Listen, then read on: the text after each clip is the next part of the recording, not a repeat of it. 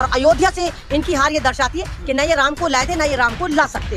अब जो इनका धर्म का एक चल रहा था, एजेंडा चल रहा था, और इस वक्त जो कहते हैं हिंदू खतरे में, हिंदू खतरे में, पहली बार हिंदुस्तान में 10 साल में हिंदू जो है वो खतरे से बाहर आ चुका है। सवाल ये बनता है कि जब मोदी का परिवार काम कर रहा था, भारतीय जनता पार्टी तो काम नहीं करती, मोदी का डंका बज रहा था, बीजेपी का डंका तो नहीं बज रहा था। अब अगर ये इतनी बुरी तरह से हारे और लड़खड़ाए, अब इन्हें बेसाचों की जरूरत है, तो तमाम तर नाकामियों का और फेलियर का और हार का ठीकरा भी मोदी जी और परिवार पर फूटना चाहिए। अब आप देखिए, अगर ये पार्टी सत्ता में आती है, लंगड़ी लूली ही सरकार सही, लेकिन इनके जो है ना, एक तरह से कहिए इनके दिमाग के जो पेज है ना वो टाइट कर दिए। इनकी जो गर्दन में सरिया पड़ा था, यूं रहता था, अब वो यूं हो गया। नीतीश कुमार को कहीं ना कहीं पता था कि हो सकता है कि भारतीय जनता पार्टी आए, बेशक मजबूर और लंगड़ी लूली आए और हमें ये बेसाखी देनी पड़े। अब नीतीश कुमार ने सोचा कि अगर मैं भारतीय जनता पार्टी में रहूंगा तो शायद मुझे इतनी इज्जत ना मिले, अगर मैं भारतीय जनता पार्टी को छोड़ दूं, बाद में भारतीय जनता पार्टी फिर मेरी खुशामद करेगी, मुझे लेगी, उस वक्त मैं इनसे डील करूंगा, सारे क्रीमी मंत्रालय जो मैं लूंगा।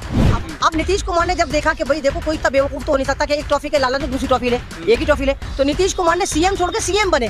तो वहां पर उनकी स्ट्रेटेजी सोचो, उनको नजर आ रहा था कि अगर भारतीय जनता पार्टी की लंगड़ी लूली सरकार आती है तो एज ए बैसाखी ये मुझे बुलाएंगे, कहेंगे आन मिलो सजना, आन मिलो सजना। अब तो बेचारे वहां भी नहीं जा सकते, अयोध्या में राम जी ने भी मना कर दिया, तुम्हारी जरूरत नहीं है। मतलब तमाम तरह के स्टिकर और खंडेलवाल जी के बड़े बड़े स्टिकर लगे हुए थे, वहां कोई ध्यान नहीं दे रहा था। मतलब 400 पार और जो राम को लाए हैं उनको लाएंगे, और राम जी ने कहा ना तुम हमें लाए थे ना तुम हमें ला सकते हो। जब लात मार के निकाला कि हमें ऐसे चौकीदारों की जरूरत नहीं है, राम वहां पर पहले ही से मौजूद थे। और अभी भी अगर ये सरकार सत्ता में आती तो आप यकीन करिए, अब ये धर्म पर राजनीति नहीं करेंगे। सबसे बड़ा धर्म इनका वो राम मंदिर लेके चले थे, वही टाए फुस हो गया, एक तरह से धपड़धुस हो गया। अब ये बिल्कुल सीधे सीधे चलेंगे, क्योंकि इनकी कुर्सी के जो पाए हैं वो सतरंगे पाए हैं, और अगर ज्यादा चीप पटाख करेंगे तो इनका पाया गिर जाए।